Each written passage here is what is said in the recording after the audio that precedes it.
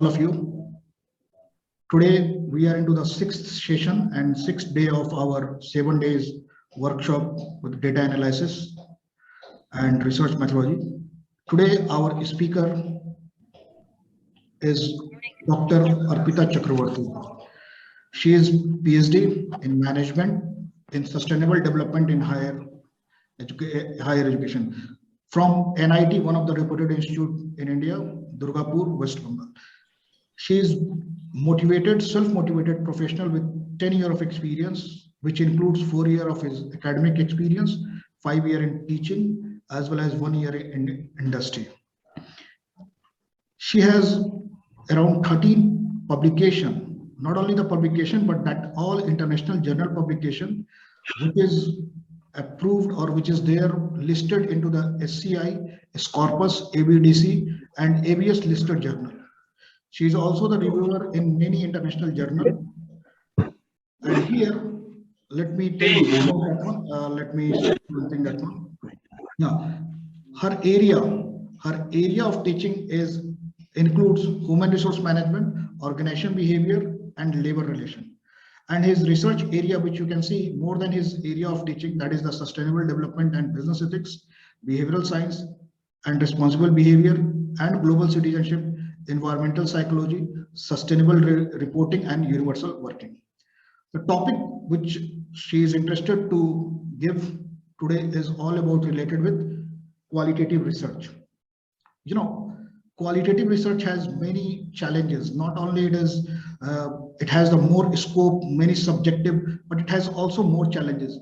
Many of the researchers, including me, they want to play safe and they more going into the quantitative research where the numbers is there, we can put in that one with the help of software, with the help of some knowledge, we can do it.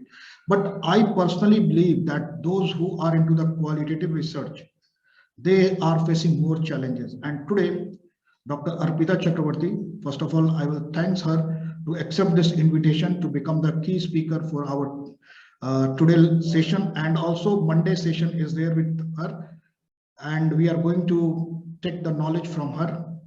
And now I'm not waiting more time from you people and from her. Now let me ask her to come to the board and come to the dais to take this one. Thank you very much. And Dr. Arpita, it's your time.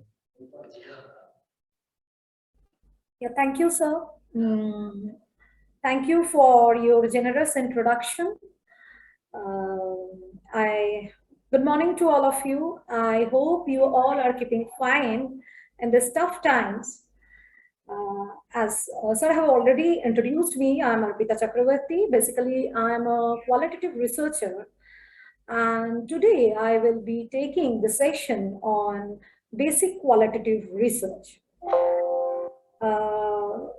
Before I come to my session and I start giving my session, I would like to know from you all that what is the purpose of you all to join this session? I mean, not only my session, not the session of qualitative research, might be joining this workshop. Why you people are interested in joining this workshop?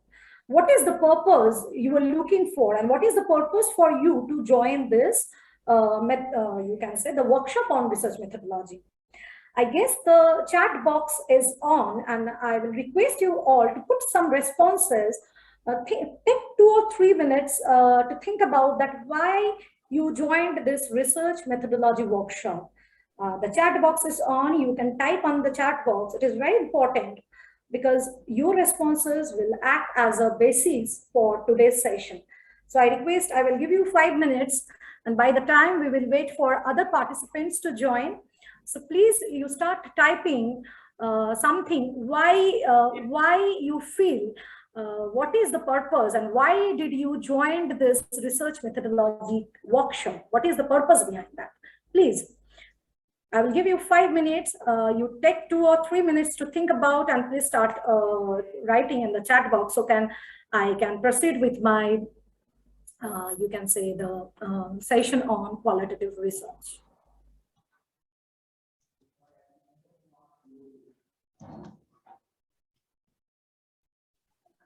Okay, For me. Okay, I want to increase my qualitative research knowledge. Okay. Interested to write qualitative papers, great. From Shaili, she wrote, okay. From Ashutosh Rana, for learning the basics about the process of research. Okay. Yes. I need much more answers, so please think about this. Because this session should be an interactive one. We should play with stories for better understanding. You know, research methodology is such a subject until and unless you can make it as a part of your daily activities, you cannot start a research. So it should be very easy, like a water. You need water for drinking, for your survival. Similarly, research methodology is the basic of any research. So please respond to, okay, to learn more, okay, to more thorough with RM, to do research, okay, to more about qualitative research, to learn about the method of writing research papers using SPSS, okay, okay. For more clear concept of research helpful in PhD, okay. For better understanding of qualitative tools, fine. How to analyze qualitative data, great. I'm in 4th semester of MBA for the process of my thesis, okay. Okay, okay, okay. Any more answer? Very good. We are going good. And I would expect some more answer. Yes, how to design qualitative research and use SPSS for data analysis. Fine. To understand different techniques of research. Okay. 2 minutes more, I will go with this process and then I will start my session. By the time, if anyone, something coming to your mind still on the reason that underlies for joining the session of the workshop on research methodology, please type it down.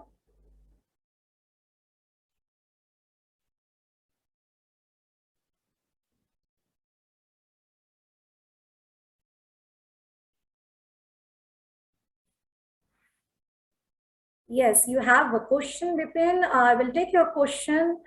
For better understanding of empirical research. Okay. Yes, what question you have, you can ask. You can type it down in the chat box. Mr. Bipin Kumar Shah, you can type it down in the chat box. I will take your question. If you allow, I will unmute him to speak if he want to speak. Yes, sir. You can unmute him. You can unmute him. Okay. Yes, Bipin sir. Good morning, Dr. Arpita Chaudhary. A warm welcome. Yes, good morning. Good morning. Thank you. I have this perception that qualitative research is based on the data which is collected. Correct? From the question.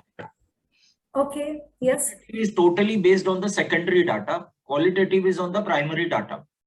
Suppose if the primary data is skewed, what are the chances of the inferences? These all questions will be answered in my session. Today I am here for answering your question only. If you don't, at least give the time that we can start with the session. Okay. Rather, because if you start asking question in the beginning of the session, what happens now? The people, the participants there who do not know anything about qualitative research, they get confused. So we have 2 sessions on qualitative research. Each and every question will be answered through the process. So I ask you to hold patience and definitely will answer your question during the session itself, right? Achha, to fill gaps in research data analysis, what must be our sample?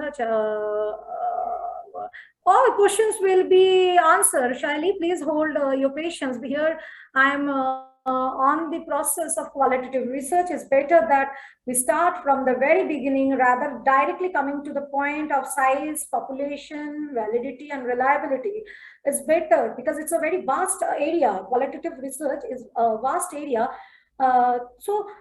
before starting this area, this vast area, if we understand, then the basics of qualitative research, then we will be able to answer each and everything. And if you directly jump onto the conclusion, then what happens? Things remain vague. So gradually we will proceed to answer all your questions. Okay. So yes, another answer I got. I'm an MSc Finance student at Kassim University and now at final semester, and I have to write my research paper. So I think this workshop will help me more. Okay, fine. So I have got a couple of answers in my chat box. So here I will share my screen and I will start my session here. I hope my screen is visible to all. Yeah, visible. Yeah. Okay. So see, I have collected some data from you people on what? On the purpose of attending the workshop, one way international webinar. Why you people are attending this webinar? Many answers came from many people, different answers came from different people. Someone said that it will help in their PhD for writing their thesis. Someone said that it will help, they are in their final semester or in their MBA course and there they have to write their project. That's the reason. Some want to learn more about qualitative research. Someone and the basic of research, they are just going to start a qualitative research and they want to know the basics of qualitative research. Someone have asked like qualitative research helps in publishing the paper and they want to write a paper on qualitative research. So these are the things which I inferred from the data you people have written in the chat box. So qualitative research is the research is basically the data research which is based on the data, as Mr. Vipin Shah said, is basically based on the data. What type of data you are using in your research makes the differences between your research. For example, if you are using the data which is in document, in the form of document, might be in the form of text, or you can say words in simpler terms, might be images or pictures or videos or any other visual. If you want to infer some meanings out of this data, it is called as your qualitative research. That means this data that does not represent any numerical record, any mathematical or numeral relations. So this is what qualitative research is. Now I will dig more into qualitative research. Qualitative research is a type of exploratory research. That means it gives in-depth understanding of your research problem. It gives you an in-depth understanding of your research problem, and where you get a deeper understanding of the fact that lies into your data. For example, see, I will give an example of gender. Like you have seen in quantitative analysis and nominal data, we give certain numbers to our data, right? In my video, but also I think. Anyways, okay. So am I audible? Because here it is showing that my internet connection is unstable. Hello. Yeah, sometimes it is going, but it is going in the right direction. So I think you stop your video. Huh? Yes, sir, because here my internet connection is unstable. Now it is good. Now voice is coming good. So you stop your video and you can continue. Okay. So basically, qualitative research is a I say that it is an exploratory type of research. Achha, first of all, that I was taking an example. Sorry, I was taking an example of gender. See, in quantitative research, what we do, we give gender. For example, in nominal data, we mark 1 for male, we mark 2 for female, and if we want to dig further, we mark 3 for transgender.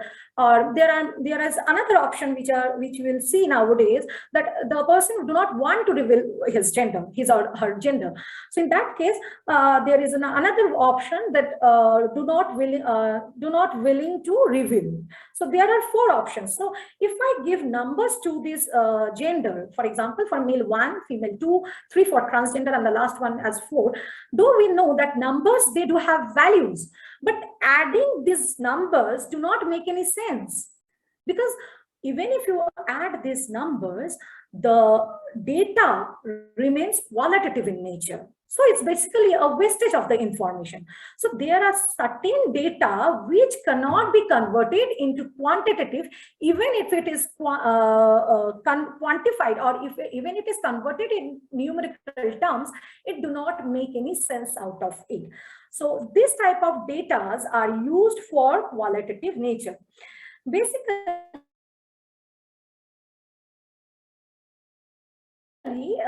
exploratory research to dig deeper, or to get a deeper understanding about the, you can say, about the research problem, to get new insights, to assess the phenomena in new light, or to find out that what is going on, what is happening in the present. So this is what, that's why we say qualitative research as an exploratory type of research. And further, qualitative research, it investigates real life events and human interaction as it is. That means in their natural setting, without any alteration being done to it. That's why qualitative research is naturalistic in nature. Whatever you say that, whatever you do, your research you do in its to the setting. You do it in such a way, how your research emerges, you do in that way. You just move in the same direction. Next, our main focus is to develop ideas from the data, we say it to be a qualitative research. That is, it is inductive in nature. It is an inductive research. Before I will not go in depth in inductive, because I have made another slide on it so that I could give you a better understanding of inductive research. Rather, here I would like to open up one of my personal experience. See, when I become mother of my child, when I gave birth to my daughter Manvika, in the hospital, I found that the doctor, they have recorded her respiration, her weight, her height, even her name was been also recorded. And they have also recorded my duration of labor pain, you can say, and my BP, and they check my all things like my pulses and many other things. And they have also recorded like my stay at the hospital, the duration of stay of my in hospital, in the labor room, everything was been recorded. But the thing they have not recorded is that they have not recorded my experience as being a mother for the first time.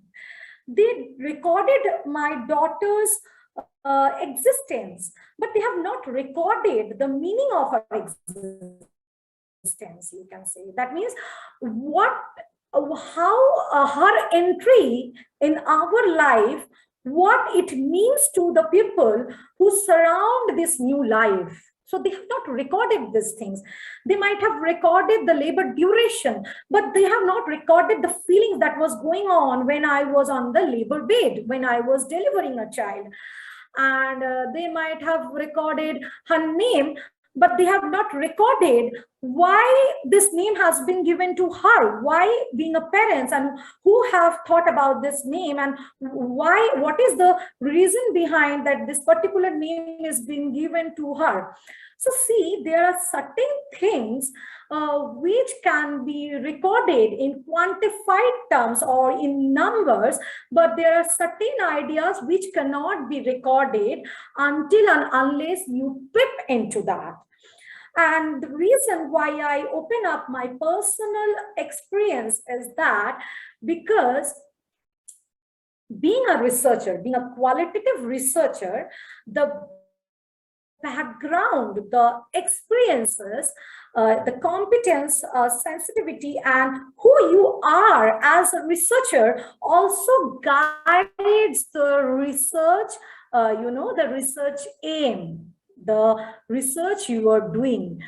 That's why in qualitative research, the researcher himself or herself becomes the instrument of the research. And the researcher can build and modify their research question as they emerge, because they don't have a predefined set of questions. They do have a guide background. They do have a mark like, okay, these are the things that I have to collect in my research. They do have a framework in their mind, but a typical guide that these are the questions I have to ask to my respondents, these are not the things. And qualitative research, we collect the data as they emerges to pursue new lines of inquiry. That is the essence of qualitative research. And one more very important thing is that it is the foundation of any research. How? See, whenever you start any research, you use your cognitive process to think about that on what topic you are going to do the research, or on what area you are going to do the research. You use your cognitive process to give new insights or build a new conceptual model. In your mind, you make a conceptual model first. And this conceptual model is basically you used your cognitive process to build a conceptual model. This is a result of your qualitative inquiry. And when this conceptual model is used and is tested in larger context for generalization purpose, it becomes a part of the quantitative inquiry. Got it? So this is, even not only this, after you think about a research problem, you start studying, you start doing your literature review, right? Even literature review, it also becomes a part of your qualitative research, because what do, you go through the documents, you see what particular papers are relevant for your purpose, what particular documents and the artifacts which is relevant for your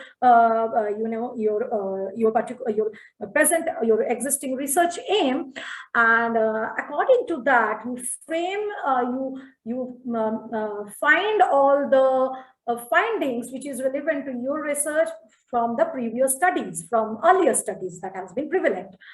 So in this way, the qualitative research becomes a part, or becomes the basic or the foundation of any research you think about. Moreover, in qualitative research, we don't test any hypothesis, because the aim of this research is to gain a deeper or in-depth insight rather than empirical generalization. So we do not have any set of hypotheses beforehand.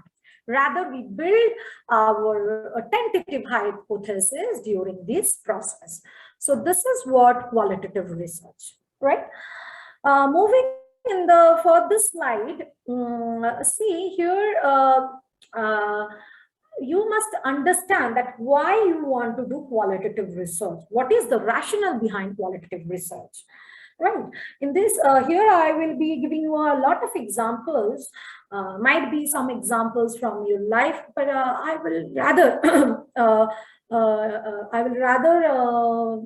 I'm interested in giving some examples from movies that most of us have watched. and here to know that why qualitative research is to be done. Okay, so here see, qualitative research is very, or you can say highly descriptive and subjective in nature, and it recounts that who said what is being said, as well as why he's thinking in this way, and that's the way, that's the reason why he's reflecting those things in his or her words, and when these things are being spoken, when these things are being done. So qualitative research give you a deeper understanding, or you can say it seek to explain your research observation by providing well substantiated conceptual insights. Right. So what means, who is doing what they are doing, what are the factors that are guiding, why these factors are guiding this particular phenomena, and when this particular things are acting in this way, or sometimes it may change and they are acting in this way, why these changes are being found or traced, are all your essence of qualitative inquiry. When you try to dig into go into the in-depth study of any research, you go for qualitative research. See, in qualitative research, you look at the totality of a situation. That means you look from different dimensions, you can say, from various angles to a certain problem. Here, what qualitative research do, it allows you to investigate a small sample over a period of time from different perspectives, so that you can get a deeper understanding of the phenomenon. So we can say that qualitative research is holistic in nature. It is a research where you get to know the whole of a problem. You get a deeper understanding, and you get to know the every aspects of a problem. So this is the reason why we do qualitative research. Another thing is when we try to hit any sensitive issue, when we try to research any sensitive issue where people, or where the your respondents might be your consumers or employees, whoever you are, the data you are collecting from might be, or you are whoever the population of your research, you can say, you know that they are not willing to reveal their opinions for particular product or for particular services or something like that, which is very sensitive in nature. Okay, I will give an example here, like you can say any sexual illness, people do not, because it's a sensitive in nature, and that's why people do not like to reveal anything regarding this. So even if you are taking some survey or something like that, where close-ended things you have given, first of all, you will not be able to get a deeper understanding of that. Might be you have not noted down those points, which is very much important. And might be those people are not feeling comfortable to answer on these issues openly, might be in an open forum, might be in a survey type of research. And that's why for any sensitive type of issue, you have to dig, and you should go for any qualitative research. Here I will, for sensitive issue, I'll give example. See, I guess many of you people have watched a recent movie called Helmet. Basically, this movie is on a marketing firm who is marketing, or who is selling a product of basically a condom.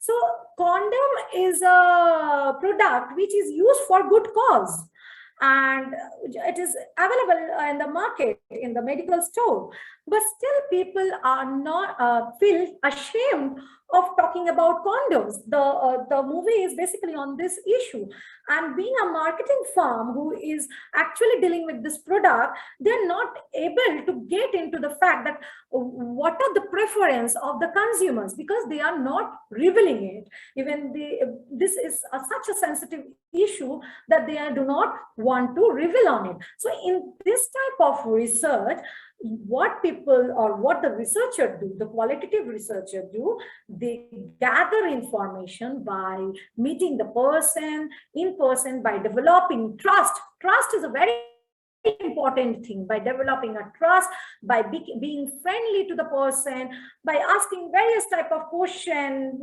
might be in their personal lives too, because they have developed a trust or a friendship type of relation with the person, and this way they come to know that why people are not using it, might be why they are not using it, why the sale of this type of things are less, or even if they are using, then why they are feeling ashamed to ask for it, and what are their preferences, and this way they design their product for future utility. Next is ability to express. Again, qualitative research is done when there is inability of expression, or you can say that there is lack of knowledge, or you can say the literacy level is low. In that case also we use qualitative research. For example, I will take an example of a child, like if, for example, as a toy company, a company who is selling toys, they want to know that what kids or child they are preferring, what type of toys they are preferring, which color they are preferring, what should be the design of the you can say of the toy, which type of design they are preferring. And for this, what they do, they give a number of toys, a different type of toys they have designed in their manufacturing unit, and they give it to the kids, to the child, and ask them and see and express and observe them that which particular toy they are picking up. And this process are being conducted with many kids, with many children, and ultimately they come to a conclusion that this particular color is mostly preferred by the kids or the children. This design are mostly preferred by the children and all. You know, so I will give another example. I will take an example, as I said, this example again, where I will take from Indian movie. See, we have, and I guess many of you have watched this movie too. There is a movie named as Toilet. It has been casted by your Akshay Kumar. It is basically that people, women, they have to go for toilet early in the morning in open area. Though they are very ashamed of this, but still they are going in the morning, and they are facing certain problems. Sometimes it may happen that they have to go toilet in the afternoon, or might be not in early morning. They want to go to toilet in the mid of the morning, but because it's open, it's in open area, the women are feeling ashamed of these things. But at the other way, it has been also seen that the community or the society, they are not allowing to construct a toilet, or you can say a washroom within the four walls of their house, within their house premises. So this is again, you can say again, a place of inquiry, where you have to inquire, like, why people are not allowing to construct a toilet within their house premises. Why, though these women are ashamed of going to toilet in open area, but why they are not opening their mouth, why they are not demanding for these things. So this is again a scope of inquiry which can be touched with the help of qualitative research. Next is your latent desire. Latent desire is a desire which is suppressed, or you can say a feelings of suppression, or your subconscious feeling about something, right? That means you have something in your mind, but you yourself, being a subject, do not know. You yourself don't even know until and unless you are being inquired about it continuously. So where this type of things, for example, I will take a example of from the business point of view. See, there is a tourist company, and what they do, they surveyed a group of people and they created a virtual money bank, and they said that this is a virtual money bank and we have put, for example, 20 or 30,000 rupees here, and they said that you have been taken to Shimla, for example. And when these people are taken to Shimla, then how these people are going to spend their money? Though this is virtual, they gave them freedom to express themselves that how this money is to be spent on their tour to Shimla. So the people, they came out with different options. Someone said that I will be going and skiing. Someone said that I will roaming about. Someone said that I will buy new things. I will purchase new things from that place I have visited. So there are many different opinions which came out, and this way some latent desire also came out, which was previously not been exposed, as though they are willing to go to a place like Shimla, but due to certain reasons they might don't have the opportunity to go to Shimla. So in this way the company get a deeper understanding of the latent desire of the consumer. Okay, here also I will give you another example of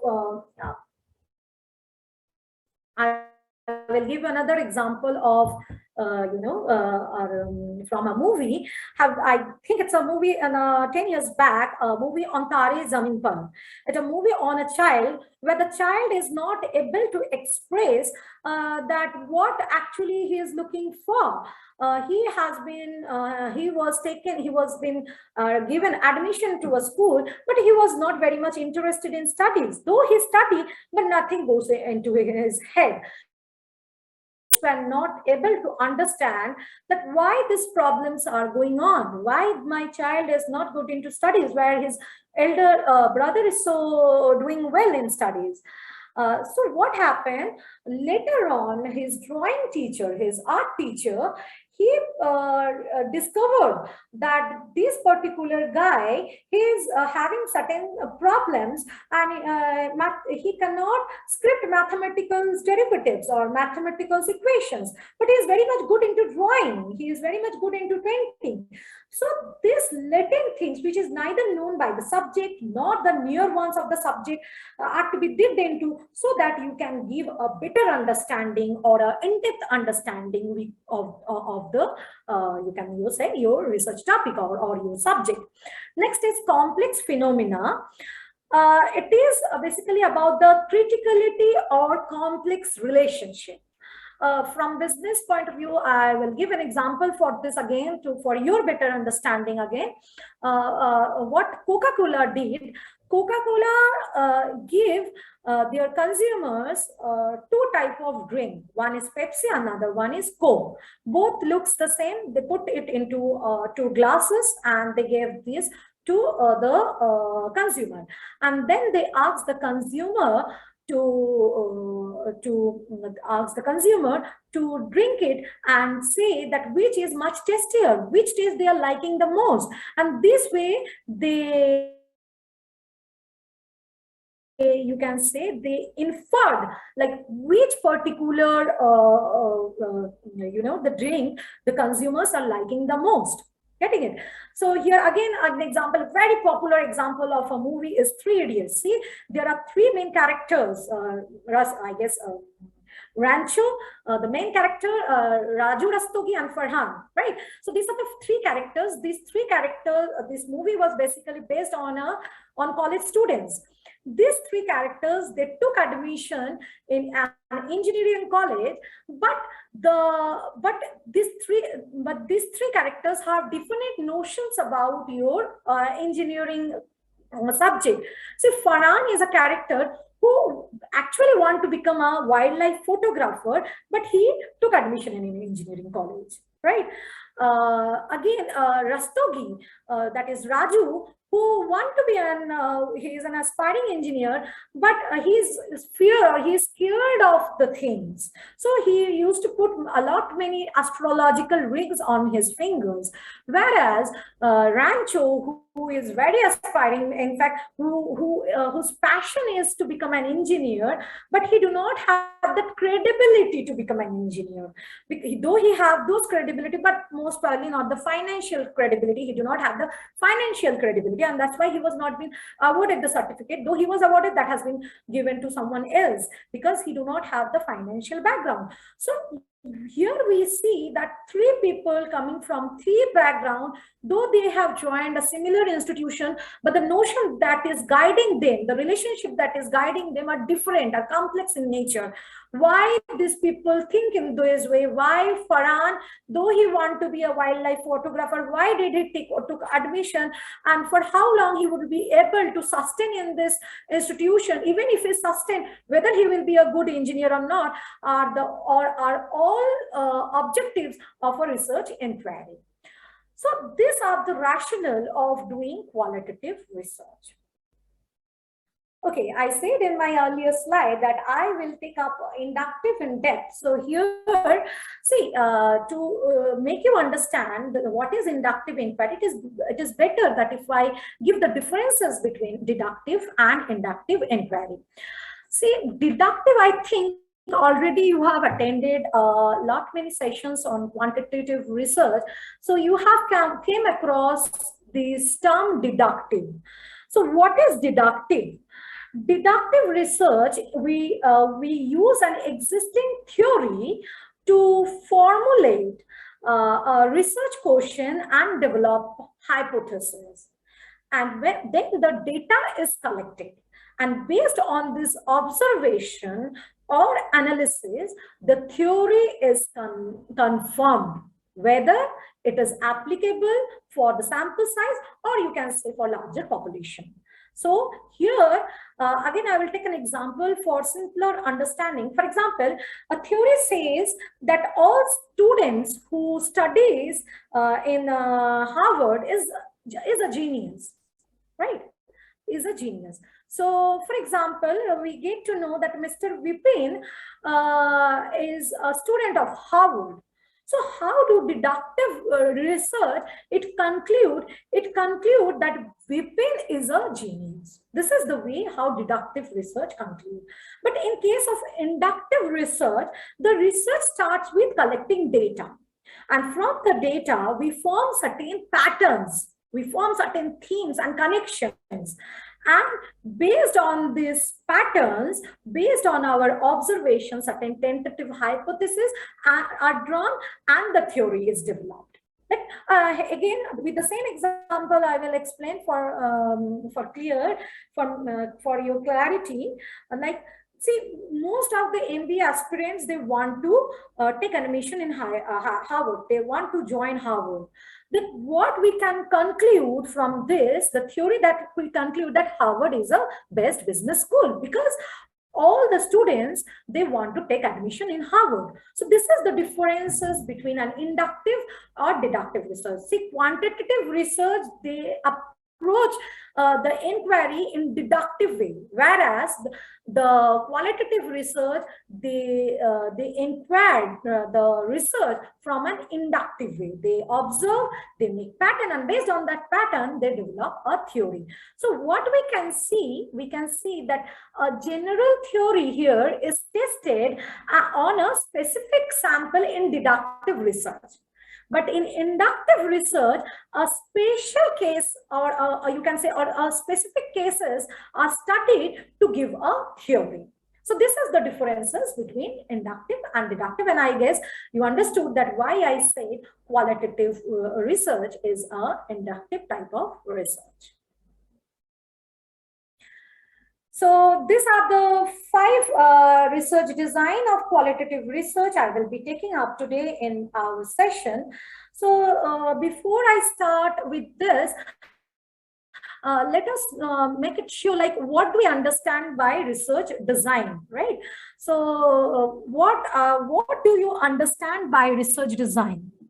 I think many of us are going are in the mid of their research, and I don't want that anyone who is starting their research or in the mid of the research don't even know the meaning of research design. It's very important. Actually, many a times it happens that we complete our PhD, but we do not go through the simpler terms. And when we are being asked, when we have to defend our thesis, we do not even know the simpler meanings of simple terms. So, so here I will, first of all, I will explain what research, or you can say, I will just give a brief about research design. See, research design is the plan or to approach your research problem, to approach your research aim, you can say. That means what you have to do in your research is basically your research design. Now, then what is the difference of research design with research methodology? There must be some differences between these two. What is then research methodology? We are attending a session on research methodology, and we must understand what research design are apparently different. See, research methodology is the strategy to implement research design. That means it is the strategy to apply this or to implement this plan. That means how you are going to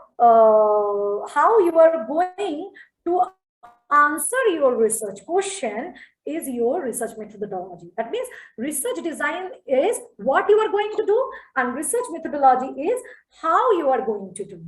I think now there is again a differences between the research methodology and research methods. Now, what is research methods? Research methods are the tools and the techniques that are being used in your research to interpret your data and to you can say to process your research. That means, for example, the sampling techniques or the sampling techniques, the data collection techniques, and your analytical analysis, your data analysis technique and tools, they all comes under your research method. So here in my particular in this session, I will be talking about the qualitative research design. That means the plan or the approaches you must one qualitative researcher takes for doing their research. The first one is ethnography. See, this particular approach, it originated in the field of anthropology. Ethnography is a type of research. It was previously used for by the for the anthropologists. They use this type of approach to study the lives of isolated community of our society. For example, the tribes. They used to study the tribal lives of our society so that they get a deeper understanding of them. So but later on what happened, this ethnographic research, it becomes a part of the social research, or you can say management research. It evolves as a part of a management research. I will explain here again. I will take an example, but before that, let us understand what ethnography is. Basically, it is a type of qualitative research which involves immersing yourself in a particular community or organization to observe their behavior and interactions very closely. How it helps you, or it allows the researcher to understand deeply by becoming a part of the community, to understand deeply the group's shared culture and values, you can say, the conventions and the social dynamics of a group. See, by becoming immersed in a social environment, you may have access to more authentic and uncommon information which may emerge from their spontaneous activities, or you can say their spontaneous behavior, their spontaneous action, which you could not dig into by simply asking questions. So ethnography helps to understand a group's culture, their way of living in depth. It is more purposeful in nature because here the researcher do not direct the participants. They rather they observe the participants in their terms. They do not direct the participants so that their their behavior or their you can say their actions or their way of living get modified. For example, if you may have seen that if someone come to your home and you have to act decent, the way you stay at your home, you speak loudly or something like that, to you change your pattern. So this ethnography do not take this into context because they believe that through observation of the lives, of the behavior of the people or the respondents, you can go into a deeper understanding, or you can get some uncommon or unusual information or data which cannot be taken if we simply go with interview type of things, or you can say survey type of data collection technique, right? So here the researcher has to become a direct, you have to participate direct and indirectly in the local activities. See, particular care is to be given of the description of the local particularities, concern for mundane, or you can say day-to-day events through and indirect participation can give you a deeper, or you can give you a better data, right? Now, here the instrumentation, that means the researcher, they have a little bit of you can say a little bit of guide or agenda behind in their head, that these are the things I have to take into account. For example, if I you can say, like, if I want to observe a community, a new community, and I want to observe their cooking style.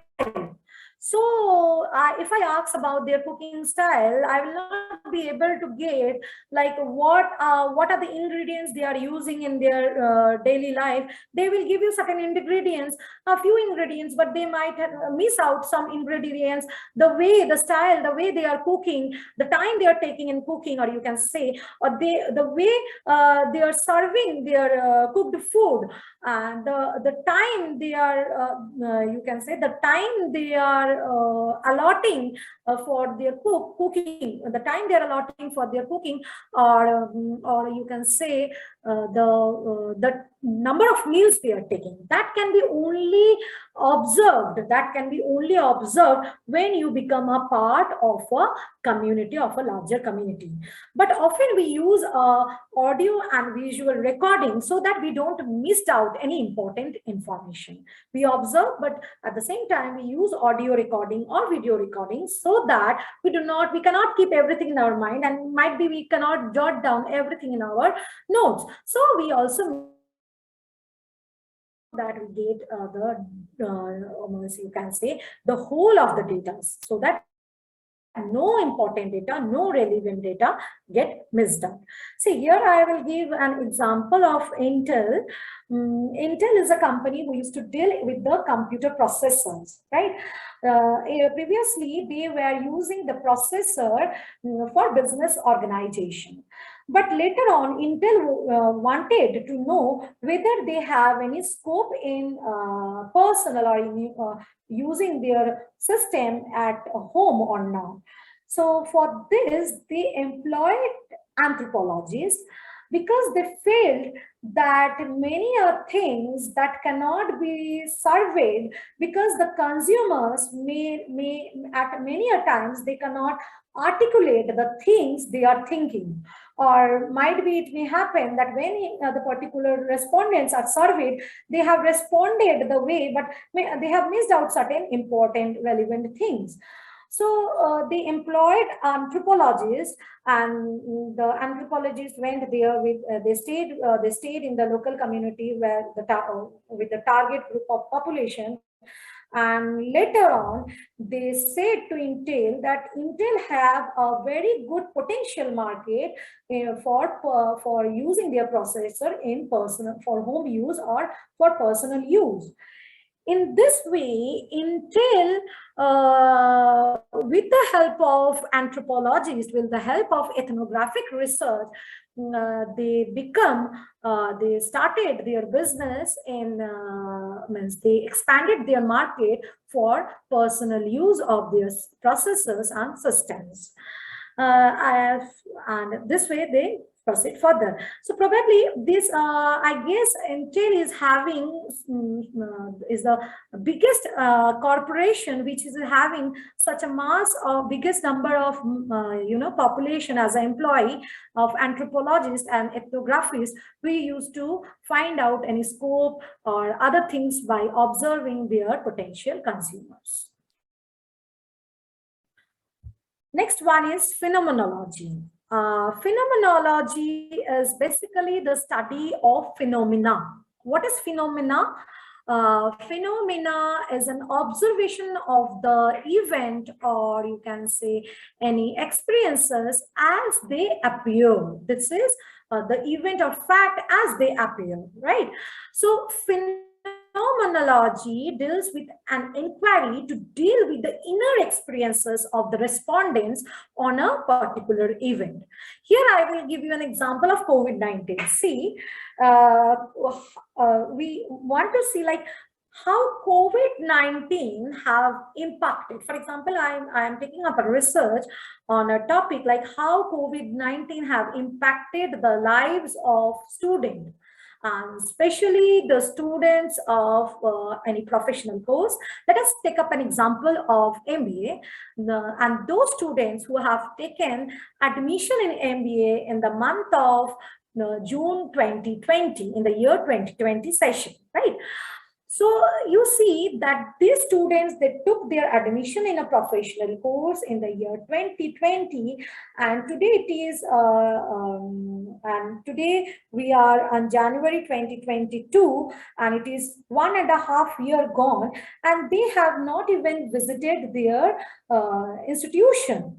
So I want to make a research of the experience of these students who have taken in this year and what is their feeling about this. So many responses can come out that many students say, oh, I missed making good network in the institution.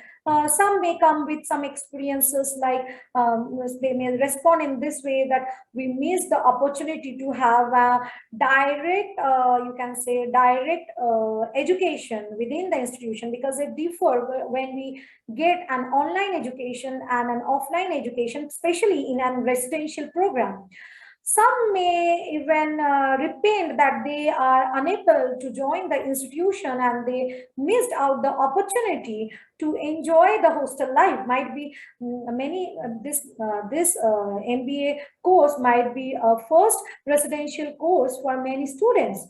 So they just missed out the opportunity to enjoy the essence of a residential program in campus. So there are different of experiences being experienced by the students, by the same mass of students, or you can say it by different people. So this experience need to be bracketed. They need to be analyzed and compared to identify the essence of a phenomenon. See, here we come across a word bracketed. Now, let me explain you, because this word is very important for a qualitative researcher. So what do we understand by the word bracketed? So bracketing is a process of setting aside a researcher's personal bias. That means their personal experiences or preconceived notion about a research topic. So not only this, his personal knowledge he have to only bracket his, your personal experiences, but he have to bracket his personal knowledge that has been derived or been gained from previous studies, or you can say previous research findings. So all these things are to be bracketed. Your experiences as a qualitative research, your you can say your preconceived notion about this particular research topic, your previous findings, or you can say findings in the previous research, or your personal bias. These all things are to be bracketed. Now you may ask me, like, ma'am, how could we bracket our how could we set aside our personal experience? Is it possible? So there is a process how you could bracket your personal experiences. The very first thing you could bracket yourself is by through, or you can say through making dialogues with your research fellows or your peer groups.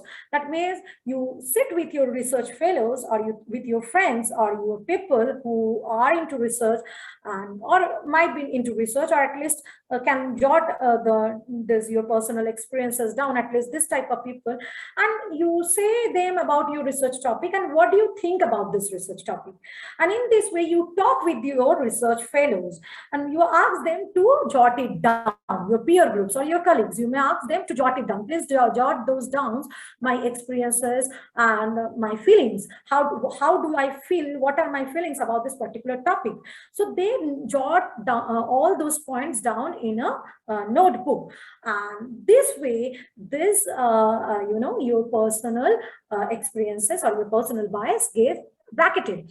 Again, you can bracket yourself also. Means you have to, these are the process, these three there are 3 steps basically, and you have to follow all these steps. The secondly, you can bracket yourself also by building memos. Likewise, while interviewing the respondents or during your research process, it may happen that various different feelings are coming into your mind, various notions are coming in. Actually, it may happen she may now she must say these things also and all these things. So many other things are guiding your brain also. So whatever things are guiding your brain, your cognitive process should also be noted down by you. This is also very important so that it could be bracketed. And finally, what we do, we gather the notes all together and we make a final we make a final report on it, and we supplement this final report along with our research studies. See, this is very important if you want to get your paper published in good journals. So these things are to be supplemented, because the reviewers, they must ask, like, these are the experiences, what these are the drawbacks of, you can say, of qualitative research. So if you supplement these things with your research findings, the reader or the audience, or you can say the reviewer who are reading your paper or your research can bracket, or you can say they can get like what things are to be bracketed while interpretation, or while what are the things that you have bracketed and while writing your interpretations and all. Got it?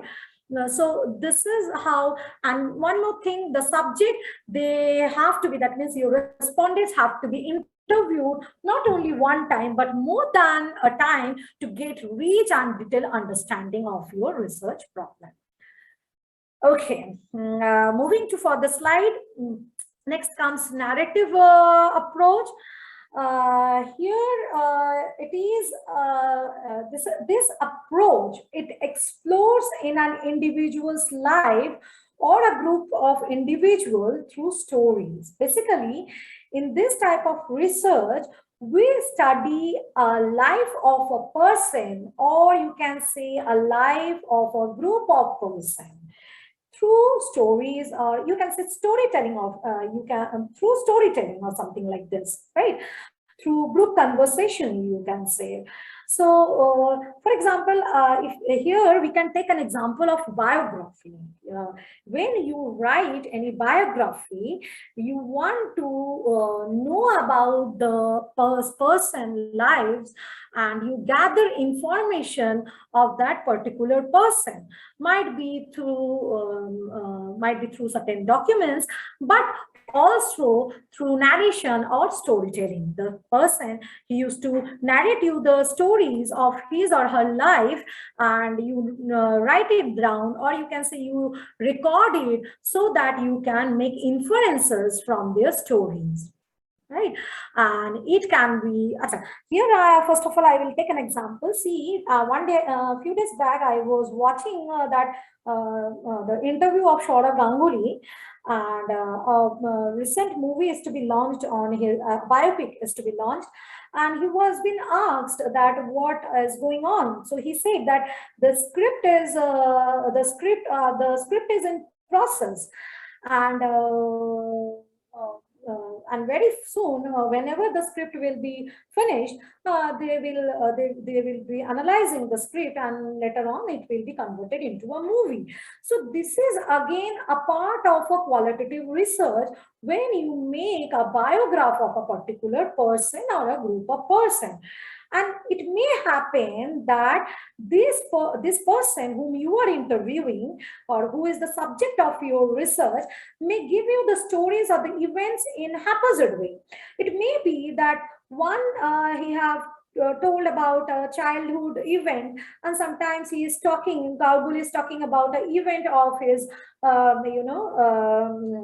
his experience, his career in cricket, how he evolved in cricket. And after few time, he said, oh, I forgot to say these things, that this also happened when I was in my career, and these things also happened. So being a researcher, it is your responsibility, though you have collected the data in haphazard way, but it is your responsibility to put it in a sequence, to put it in a order, in a chronological order, so that the one who is reading this biograph can get meaning out of it. So being a researcher, it is your responsibility to create a meaning of the stories which has been narrated by a person or a different group of persons. This data can be collected from different sources, like through by interviewing that person, through documents or previous documents. Also, you can collect some information on that person. Might be through certain observation, that how the person is also personal, how he behave in his personal life, eat when he in his personal life, when he talk, what are the actions he takes, and when he talk about his career, when he talk about his childhood, what do he feel, whether he is excited, whether he is depressed. So all these kind of things come through the observation you take. Might be previous some images, you can take some inferences out of it. Personal diary of that particular person also adds value to your data, or certain videos also add value to your data. And also, definitely, the connections of the subject, that is, there might be his parents, his relatives, his wife, you can say, Saurav Ganguly's wife, his child, his daughter, or you can say his school teachers, or his colleagues, or you can say his peer groups, like the cricketers who played with him all together at the same time. So various people are to be interviewed, or the data need to be collected from different sources, so that you can get an in-depth idea of a person's life. So narrative research talks about in this context. Now it is grounded theory. Many of you have heard about this research, grounded theory research, and many are interested. But let us know what is grounded theory. See, grounded theory, it was been given by Glaser and Tross in 1967, and later it has been used in many social science research to develop theory. when a theory is developed from the, when the theory is grounded in the data itself, or you can say in the views of the participants, in the opinions of the participants, or in the responses of the participant, it is called as grounded theory. The theory which is grounded in the data is called as grounded theory. See, in grounded theory research, we must go for intensive data collection process. That means that it do not collect that data only at a particular point of time. It involves intensive, you have to work hard in the data collection process. Data collection process and the analysis process both goes hand in hand. That means iteratively. You collect the data, you come back, you analyze it, again you go, you again collect the data, you come back, you analyze it, until and unless it satisfies for you as a researcher, so that you feel like there are certain gaps to be fulfilled to form a theory. You continue this process of collection of your data and analysis. So in this type of research, first we collect data and analyze it, and then a theory is formed from it. It is basically used in those cases where there is no such existing theory that explains a phenomenon, or there is a data that is incomplete in an already an existing theory. Here again, I will take a very common example because an example from Maslow's need hierarchy theory. It's you people are very much familiar about this theory, a theory of motivation, Maslow's need hierarchy theory.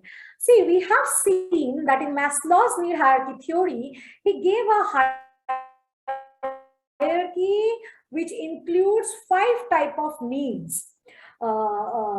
Hierarchical needs, you can say, physiological, security needs, then comes your social need, esteem needs, and self-actualization needs. These are the hierarchical needs. And he said that when a person fulfills a lower set of needs, they move for the next level. But is it so that a person who fulfills the basic needs, then only he or she opt for the security needs? No, because Maslow's hierarchical, because needs cannot be said as hierarchical. Your needs are not hierarchical in nature. It may happen that you prefer both the needs simultaneously. Like, for example, you are looking for your basic needs, and at the same time, you are looking for your security needs. For example, in an organization, you at the same time, you are looking for salary, but at the same time, you are looking for a security too. So it's not a hierarchy that only when your salary need is fulfilled, then only you move for security need. So this existing, when the existing theory is criticized and a new theory is developed based on your criticisms, then the grounded theory is used. Or you want to add a new dimension, or for example, in this theory only, you want to add another need, for example, existing theory. For example, if I want to add hedonic need, for example, hedonic need in this need. Hedonic need is not mentioned in the Maslow's need hierarchy theory.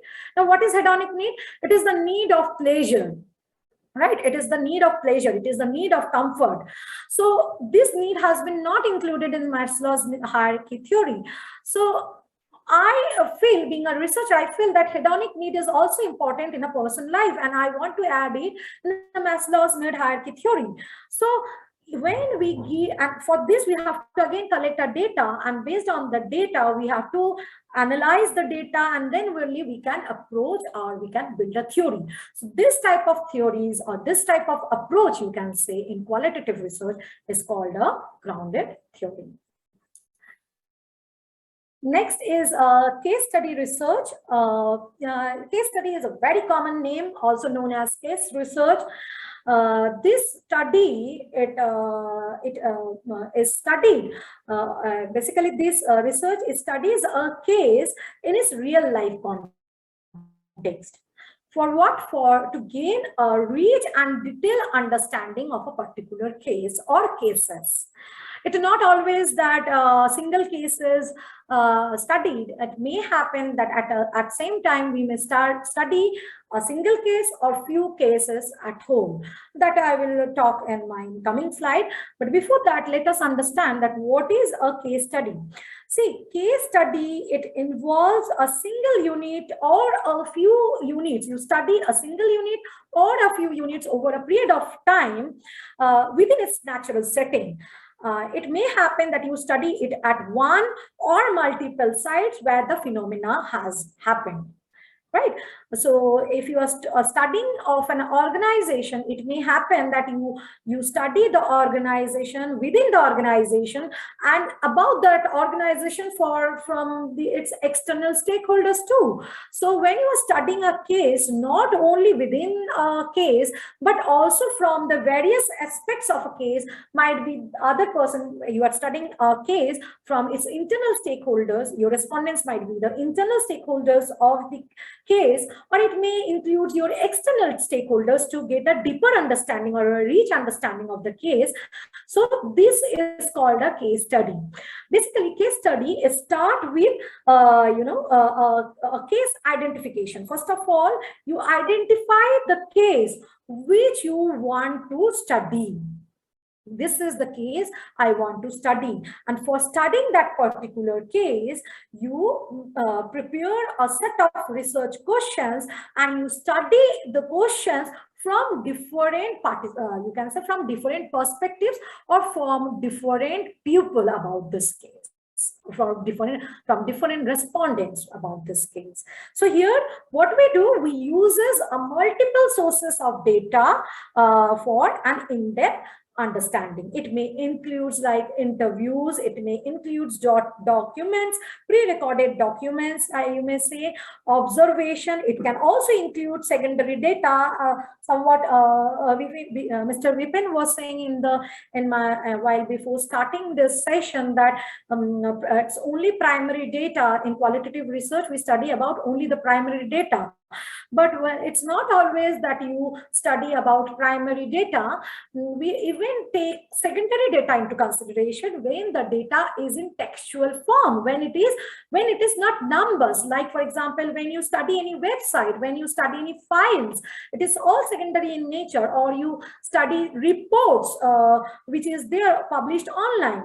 So I said in my previous in one of my slides in the very beginning that literature review is also a part of qualitative research. So is it that we are studying only the primary, we are collecting only the primary data? No, we are also using the secondary data as a data in our qualitative research. So many of you may have a question like qualitative case study research is also used in quantitative research too. And yes, at times case study research has been seen to be employed in positivist manner for theory testing rather we always use case study in an interpretive manner for theory building. But many times we have seen that it may used by the quantitative researchers, that they use a case study for theory testing. See, in my PhD, I also did I also did a case study, and it included both the ways. I approach the case study from interpretive point of view, that is from the qualitative point of view, and again I have approached that case study from the quantitative point of view. I took it in university, as you have seen that my research area, I did my PhD in higher education. So my sample was a university, a premier university who used to give engineering education. And there what I did, I took a theory and I tested that theory on the students of that engineering education, from the first year students and again from the final year students. Here I did a longitudinal study where a theory has been tested, a theory has been tested on the students and examined on the student, and the data has been, sorry, a theory has been tested and the data has been collected from the first year students, and the same students, when they went to the final year, again the data has been collected from them, and the theory is tested whether this theory is applicable on this type of data set or not. Here the case study I have taken is, here also I approached with a case study research, but the way I approached this research was also quantitative, or you can say positivist in nature. So here case studies, I have time. See, case studies are can be classified into various categories. Case study can be classified as a single case study, what I have already said, when you are studying only one unit in an organization or a unit in an industry you are studying, and it may be multiple. That means you are studying a number of units in a single industry. It may also happens to be holistic. That means when you are examining the cases as a whole, when you are studying that particular case from each and every aspect you are studying of that case is called as holistic case study. And it may also happen that you want to study few aspects of that case, not the overall case study. You do not want to study the case overall from every perspective, but you have certain things in your mind and you only want to study some aspects, few aspects in that particular case. So that is called as embedded case study. Further, single case study has been classified into snapshot. See, snapshot is a type of case study where you collect the data either for a week or in a month or in a quarter period of time, or it might be in a year, for example. So this is known as snapshot type of case study. But when you are collecting the data over a period of time, means you collected today, then after a week you again collected the data from the same group of respondents, again from after a month you are collecting the data, and again after a quarter or after 3 months you are collecting the data, and after a period of time you are collecting the data, and you want to see the changes over the time, because you want to reveal certain differences. What are the differences that exist when the data set is being when the data is interviewed, or the data has been collected from the same group of people from at one point of time, again another point of time, and in this way it continues. Next is your nested case study. It is that when in an organization, as I said, for example, in a university, you are interviewing different type of you are interviewing different departments, and again you are interviewing different groups of students. Might be you are interviewing the students from the first year, might be you are interviewed from the second year. So different groups of study data set are being interviewed, and you try to find out the connection between this, you want to establish a connection between each other. When you want to look into like what are the connection, what are the relationship between this data, then we call this as nested case study. Next is a retrospective case study. Here the data is collected about a past phenomena of the case. Okay, what happened in a past of that particular, what happened in the past in the university. Why this university was being closed, for example, was being closed for a few period of time? Why the students were restraining? Why they are going? Why the employees of this particular organization gone for a strike? For example, this type of phenomena, when this past phenomena is been studied, this type of case study is called as retrospective case study. When within a case I'm talking about, right? Next comes multiple custody, which again has been classified into two categories. The one is sequential and the other one is parallel. Sequential case study is a study when the cases are studied one by one. Then we called it as sequential case study. But when the case studies are studied, when the cases are studied all at a time, parallelly with each other, is called as parallel case study. So these are the qualitative research design, which I have explained in my in today's session. And I feel that you people who would have understood that what case study, what this qualitative research design is all about. I believe that this problem of instability in my internet have gone by the time I can be online. Yes, so I hope you people would have understood about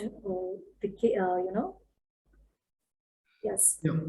Okay. Thank you very much, Dr. Arpita, for your nice presentation, as well as in-depth what you called as giving us the idea about the qualitative research.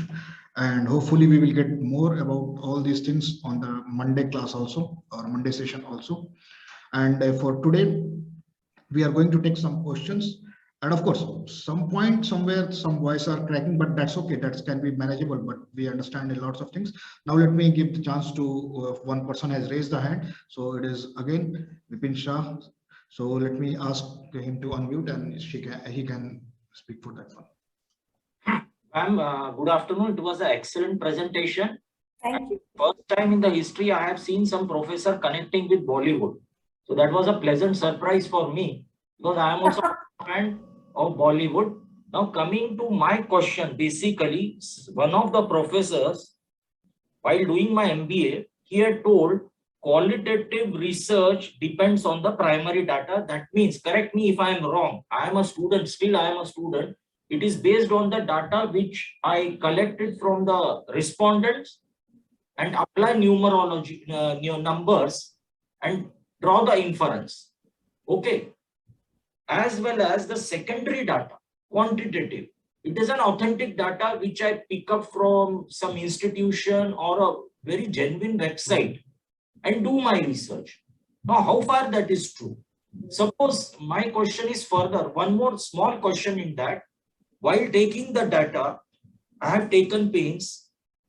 If the respondent, they don't answer and the data gets skewed, what are the chances? I hope I am able to present myself in a better way. Yeah. I understood. See, okay, just a second. I will close the chat box. I am talking to Dr. I'm talking to Dr. I'm not able to see here. Bipin Shah is there. Okay. I'm talking to Mr. Vipin sir.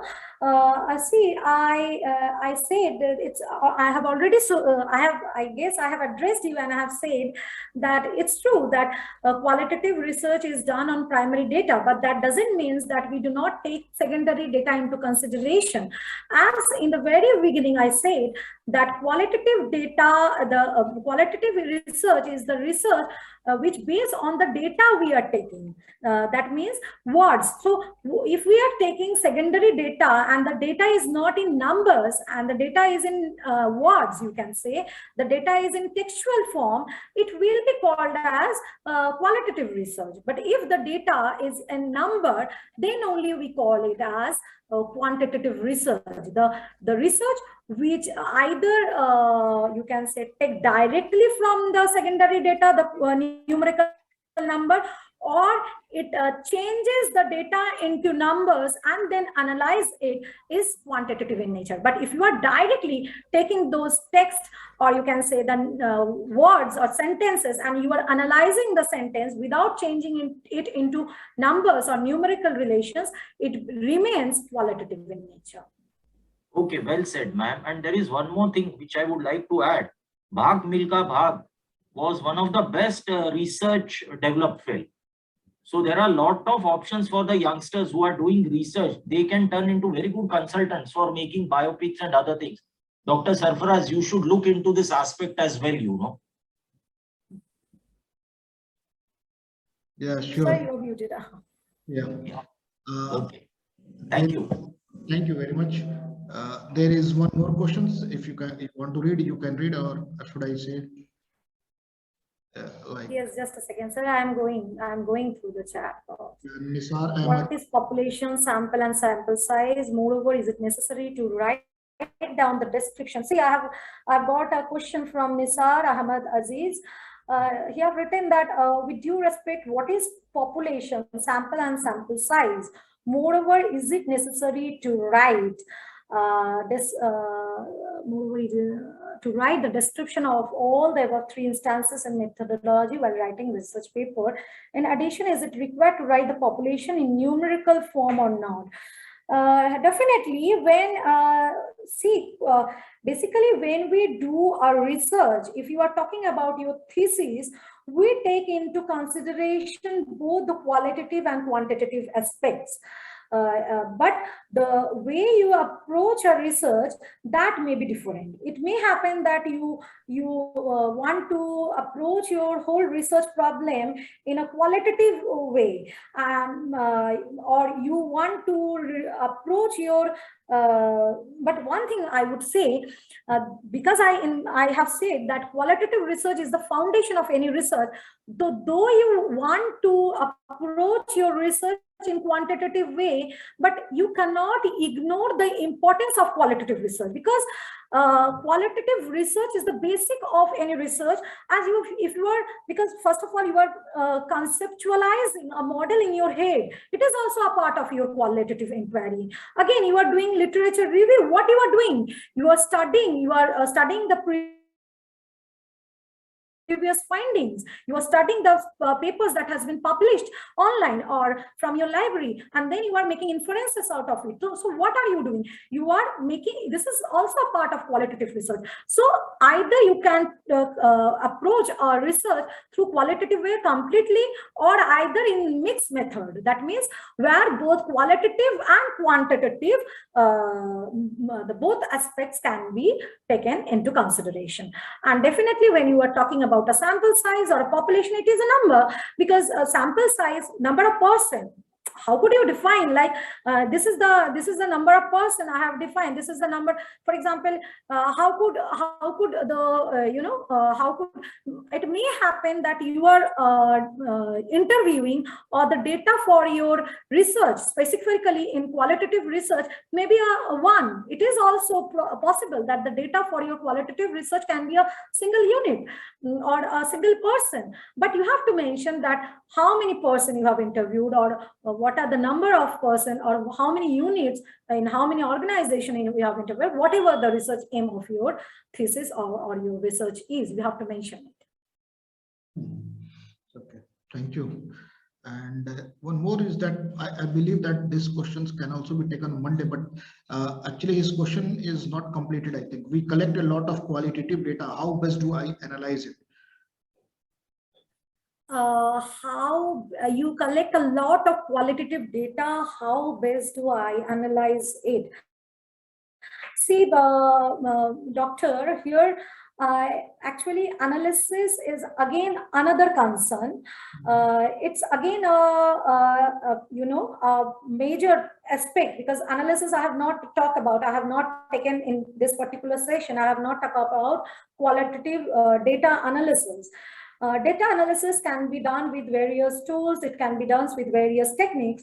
So it's better that we keep it for our further sessions, so that you gradually you understand that what particular technique or what particular analysis that suit better to your research problem, because you have your research problem in your mind. I don't know that.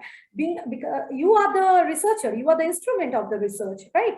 So you must be knowing like which particular analysis best suit your research, and that can be taken when you go for further sessions, because qualitative research is very vast, and frankly speaking, it cannot be covered in one session or two. Another question I have got, okay, just want to know about the reasonable sample size according. Yes, I said it again based on your research, your research questions, that what you are looking for in the research. If it may be one also, what type of research you are taking, right? What type of research? If you want to go for that, I believe I will take in our coming session. This question will be addressed in the coming session, and I think you will best understand in that session. I will come in the next session, right? Yeah, okay. Correct. You are very right. And because today we are more focused about the types, process, design, about all these things. Most probably about as per your problem, as per your research questions, and as per your what you call as the theory which you are going to use for that one, your sample size and all these things will be there. But for a small concern, if Dr. Arpita will allow, I may say that minimum, you can say that the 12 is the acceptance number for the sample size for the qualitative research, because here you are going into in-depth study, and for more detail we will see on Monday for that one. Yes, today, because I am running out of time, so probably in my next session, please do remind, I would ask the participants, I took a lot of time today, but in our coming session, I will show like to what extent qualitative research is relevant and important in today's life. What is the relevance, means how it is been how it has been means felt, the relevance of qualitative research is felt in the high impact journals of management research and social science research. That I will take in our next session, and definitely we will answer all your question, I believe, in coming sessions. Thank you. Thank you very much. Thank you for your patient listening. Yeah, Dr. Arpita, also you have to show us one journal you said at the beginning, like yeah, so shall I show it today? I think I can take it in my next session, and that's what I said. I will show it in my next session. So, okay. Thank you very much, and I really thanks Dr. Arpita for giving this chance to learn from her. And also in the next session, we are going to expect more from her, and we will going to take that one. And also I will request all our participants to bring your questions, even for the related with today's session and for the next session for that one. And thank you for your participation. And again, let me remind you people about your 3 things I will share with at the end of the session, like on Monday, these all PPT, your video link, as well as your certificate. Thank you very much. Have a nice day. Thank you, Dr. Arpita.